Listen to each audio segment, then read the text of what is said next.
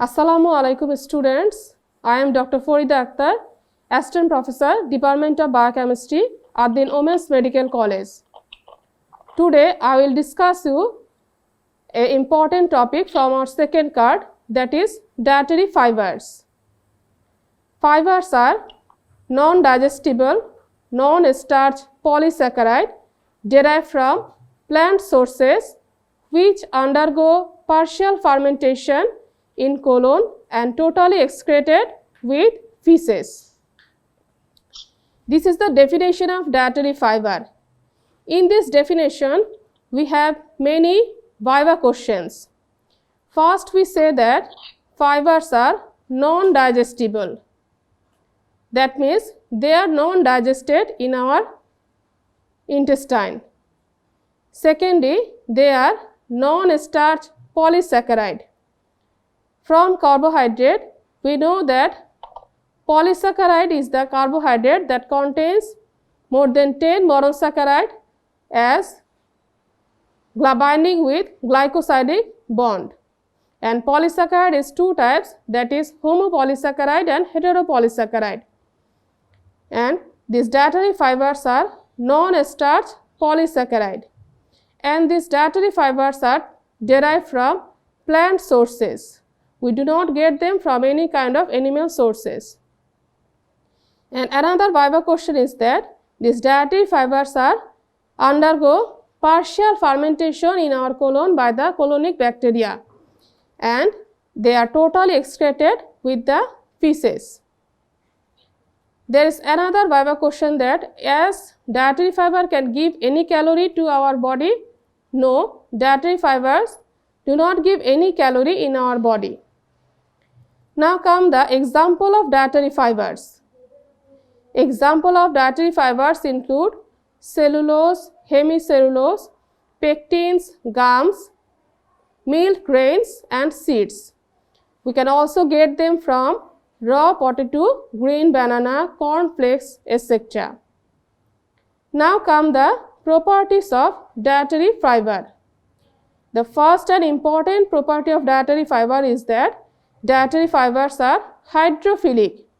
That means they retain water within the matrix. And after retaining the water within the matrix, this dietary fiber swell like sponge. Second property is that dietary fibers forms highly viscous solution with water. And the dietary fibers are susceptible to fermentation by colonic bacteria producing short chain fatty acids and gases.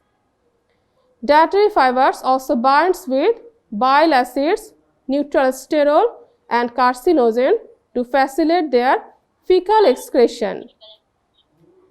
They also binds with minerals and prevents their absorption.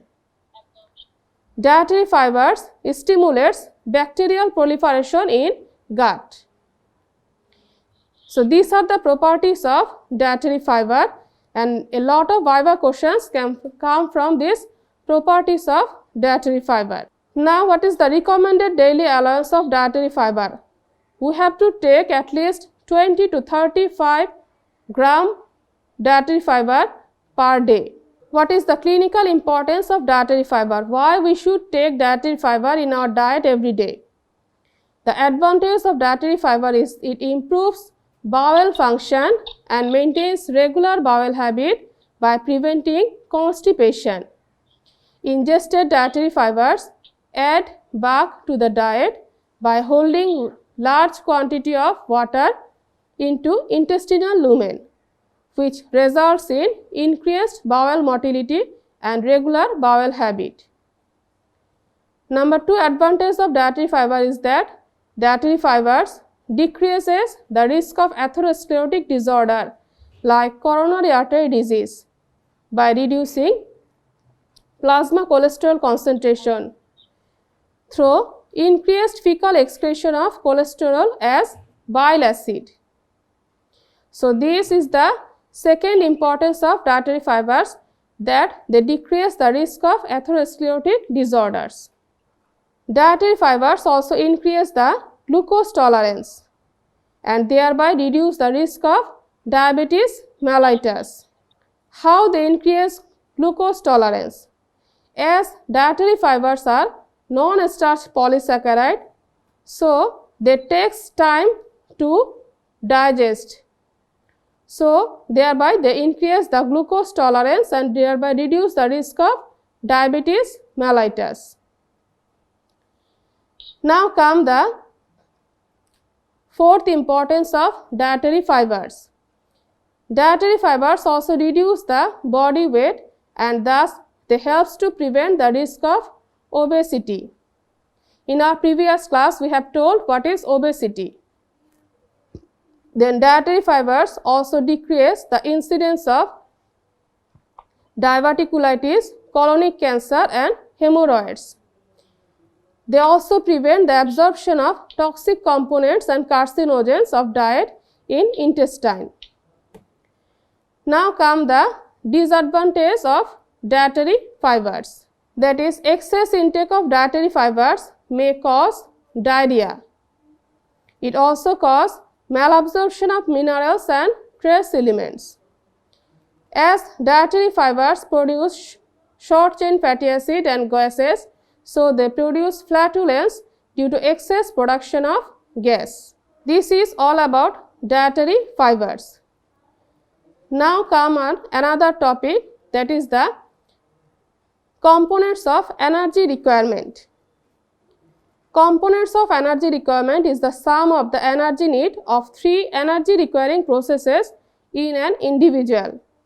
And the components are basal metabolic rate or BMR, then a specific dynamic action or SDA and physical activity. So components of energy requirement is the sum of these three energy requiring processes, that are BMR, SDA and physical activity. In physical activity we know that there are three types of physical activity. One is for light activity, we also called it sedentary worker. Then number two is the for moderate activity and the last one is the heavy activity. For physical activity, light activity or sedentary activity, 25 to 50% of BMR is added. And for moderate activity, 50 to 100% BMR is added. And for heavy activity, more than or equal to 100% BMR is added. Now come the basic calculation of energy requirement.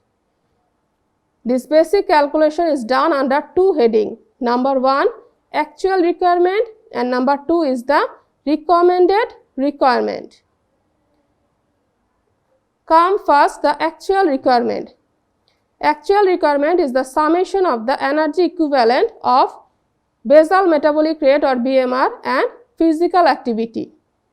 So actual requirement is the sum of the BMR and actual activity, and recommended requirement is the summation of the actual requirement plus 10% of the actual requirement. Here 10% stands for the specific dynamic action or SDA. This is the basic calculation of energy requirement. So I repeat again, basic calculation of energy requirement is two types, that is number one, actual requirement, and number two, recommended requirement. Actual requirement is the summation of the basal metabolic rate or BMR and physical activity, and recommended requirement is the summation of this actual requirement and 10% of the actual requirement, and 10% stands for SDA or specific dynamic action. Now come the approximate energy requirement for an adult male if BMR is 2000 kilocalorie per day. Number one, for sedentary worker, first we calculate the actual energy requirement. So here the actual calorie requirement is equal to BMR plus 25% of BMR. As there is BMR equal to 2000 kilocalorie per day, so here the actual requirement will be 2500 kilocalorie per day, and the recommended requirement will be actual requirement plus 10% of the actual requirement. So here it will be the 2750 kilocalorie per day. For moderate worker, the actual requirement will be BMR plus 50% of BMR.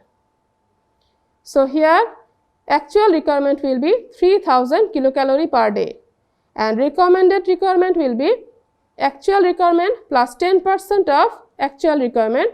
So recommended requirement equal to 3000 plus 300 equal to 3300 kilocalorie per day. Then come the last one for heavy worker. For heavy worker, actual requirement will be BMR plus 100% of BMR. So actual requirement will be here 4000 kilocalorie per day and the recommended requirement is equal to actual requirement plus 10% of actual requirement equal to 4400 kilocalorie per day. Then come the approximate energy requirement for an adult female. In case of female, we know that BMR is 1600 kilocalorie per day. So in case of female, the energy calculation will be as follows. Number 1, for sedentary worker female, actual requirement will be BMR plus 25% of BMR. So here BMR is 1600 kilocalorie per day plus 400 equal to 2000 kilocalorie per day and recommended requirement is actual requirement plus 10% of actual equal to 2200 kilocalorie per day. For moderate worker female, actual requirement is BMR plus 50% of BMR equal to 2400 kilocalorie per day and recommended requirement is equal to actual requirement plus 10% of actual requirement. Here 10% is for SDA. So recommended requirement is here equal to 2640 kilocalorie per day. Now come for the heavy worker female. Here actual requirement is equal to BMR plus 100% of BMR.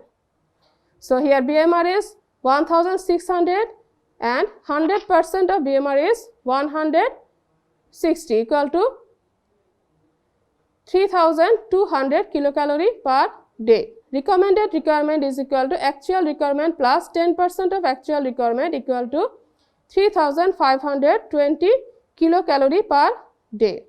This is all about the energy calculation for female worker. For adult female, the energy requirement in all status of physical activity will be 20% less than that of male. Okay. For adult female, all energy requirement in all status of physical activity will be 20% less than that of male. This is a viva question. And for pregnancy and lactation, additional requirement is 300 and 500 kilocalorie per day as recommended respectively.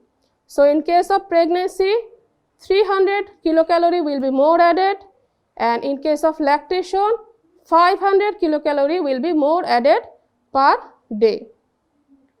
These are all about the energy calculation in case of male, in case of female, in case of pregnancy and lactating condition. Next, we will discuss about the iron absorption in our body and the advantage and disadvantage of iron and the deficiency features of iron. Assalamu alaikum students. Thank you all.